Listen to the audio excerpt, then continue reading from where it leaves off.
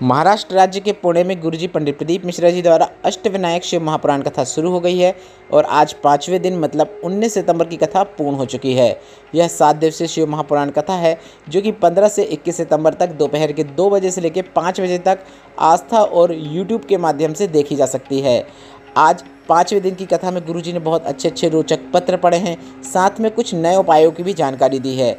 अगर किसी कारणवश आपने आज की कथा नहीं सुन पाई है तो इस छोटे से वीडियो के माध्यम से आपको आज की कथा का पूरा रसतत्व प्राप्त होने वाला है। आज की कथा में गुरुजी ने कुल 15 उपाय पत्र और उपयोगी जानकारियाँ दी हैं। सभी की जानकारी हम आपको इस वीडियो के माध्यम से दे देंगे। अगर आपने आज की कथा नहीं भी सुनी है तो पूरी कथा का रसतत्व आपको इस छोटे से वीडियो से प्राप्त होने वाला है। कल के वीडियो में हमने आपसे एक प्रश्न किया था कि गुरुजी ने हरतालिका तीज में कितने फुलेरे का दर्शन करने को सभी से कहा है, तो इसका सही उत्तर है 5 फुलेरा का दर्शन। और आज के वीडियो का प्रश्न इस प्रकार है कि सिद्धि विनायक कहाँ पर है, सिद्धि विनायक का प्रसिद्ध मंदिर कहाँ पर है। आपके ऑप्शन इस प्रकार हैं: ए महाराष्ट्र, बी छत्तीसगढ़, सी दिल्ली, डी अन्य किसी और जगह पर। आप इस प्रश्न का उत्तर अभी हमें कमेंट के जरिए भेज सकते हैं। हम इस प्रश्न का उत्तर आपको कल के वीडियो में जरूर बता देंगे। अब बढ़ते हैं आज की कथा की पहली विशेष जानकारी की ओर। कथा शुरू होते ही गुरुजी ने कहा, जो विवेक से काम करता है और अपना जीवन विनम्रता से यापन करता है, समझ लेना वह गणेश जी का पूजन रोज करता है, प्रतिदिन करता है। क्योंकि विनम्रता आपके अंदर नहीं है तो आपको परमात्मा की प्राप्ति नहीं हो सकती है। बढ़ते हैं आज की कथा की दूसरी विशेष जानकारी की ओर। गुरुजी ने कहा, माउंट एवरेस्ट और कैलाश में चढ़ने में अंतर है। माउंट एवरेस्ट में चढ़ना एक स्पर्धा है, प्रतिस्पर्धा है। कैलाश में चढ़ने के लिए श्रद्धा होती है। स्पर्धा और श्रद्धा में बहुत बड़ा अंतर है। स्पर्धा में दिखावा होता है, कंपटीशन होता है और आगे बढ़ने की होड़ लगी रहती है, जबकि श्रद्धा में ऐसा कुछ भी नहीं होता है। बढ़ते हैं आज की कथा की तीसरी विशेष जानकारी की ओर। गुड़िया गुप्ता जी पत्र लेकर आए जिसमें उन्होंने लिखा, मेरे पति 20 सालों से दारू पीते थे, मैं बहुत परेशान थी। मेरी सहेली के यहाँ मैं गई तो सहेली ने बताया, सीहोर वाले महाराज कथा करते हैं, आस्था चैनल पर आती है, तू टीवी में कथा को देखकर संकल्प कर ले। संकल्प लेकर मैंने कथा सुनना शुरू किया। 20 सितंबर 2022 को मैंने पहली बार आपकी शिव महापुराण कथा सुना, जिसमें आपने पशुपतिनाथ व्रत का वर्णन भी किया था। संकल्प मैंने किया कि मेरे पति दारू नहीं छूट रही है, उनकी दारू छूट जाए, मैं पशुपतिनाथ व्रत करूंगी और जिस दिन दारू छूट जाएगी उस दिन कथा पंडाल में बैठकर कथा का श्रवण भी करूंगी। मैंने पशुपतिनाथ व्रत पूर्ण किया पर पति दारू छोड़ने को तैयार नहीं थे। किसी ने कहा, कथा पंडाल में बैठकर एक बार कथा जरूर सुनो, उसमें बैठकर की गई कामना शीघ्र पूरी होती है। तो मैंने पावागढ़ की कथा पंडाल में बैठकर सुनी। सिर्फ एक दिन की ही कथा सुनी। रच को मस्तक में लगाकर बाबा से निवेदन किया, बाबा ऐसा कुछ कीजिए कि मेरे पति को नशा को देखकर, दारू को देखकर विष नजर आने लग जाए, ऐसी घृणा होने लग जाए, ऐसी कृपा करें।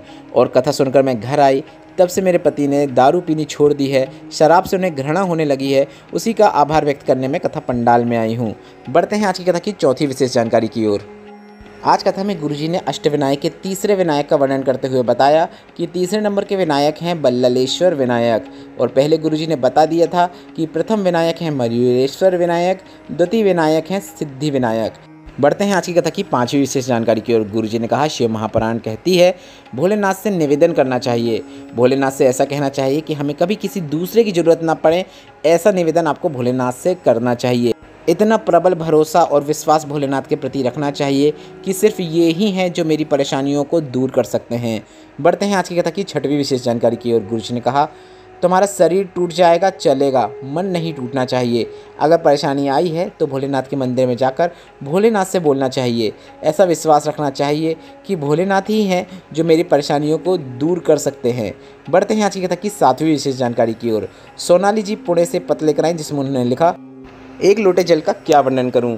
मेरा भाई हर बार एग्ज़ाम की तैयारी करता था पर उसका कहीं पर चैन नहीं हो पाता था। वह डिप्रेशन में चला गया था।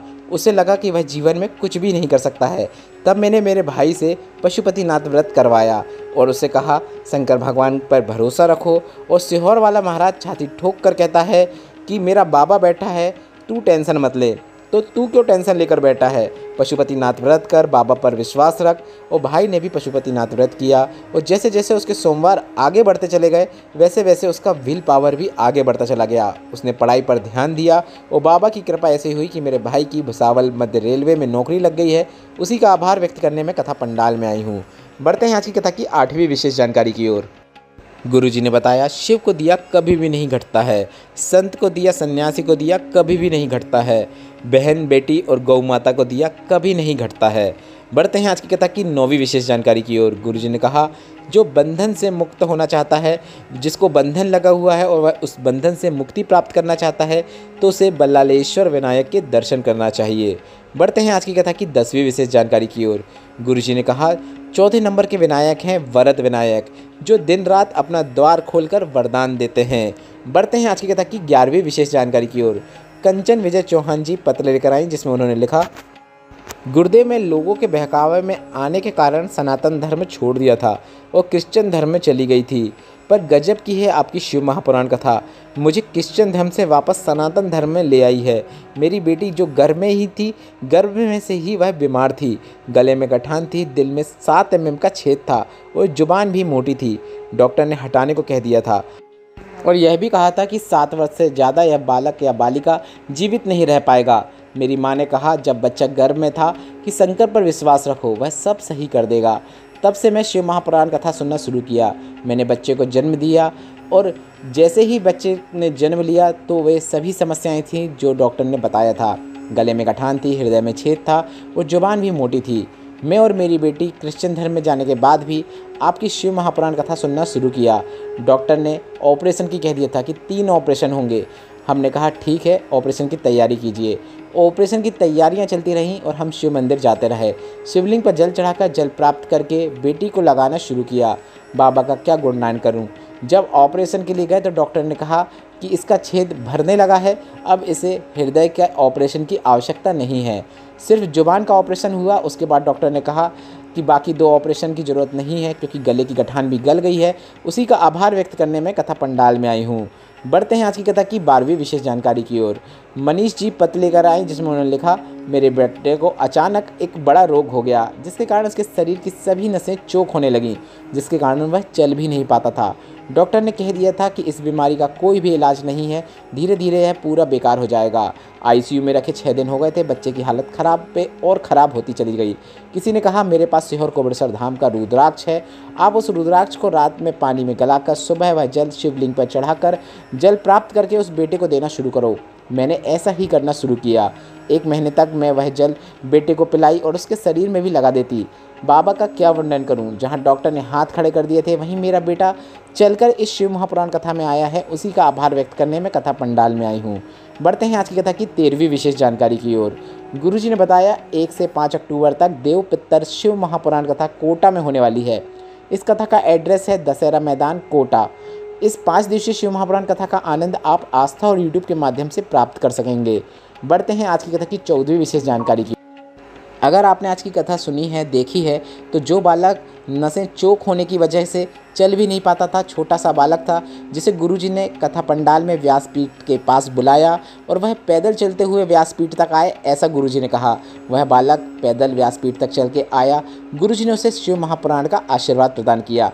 इसके बाद जाते समय भी गुरुजी ने उसे चलकर जाने को कहा।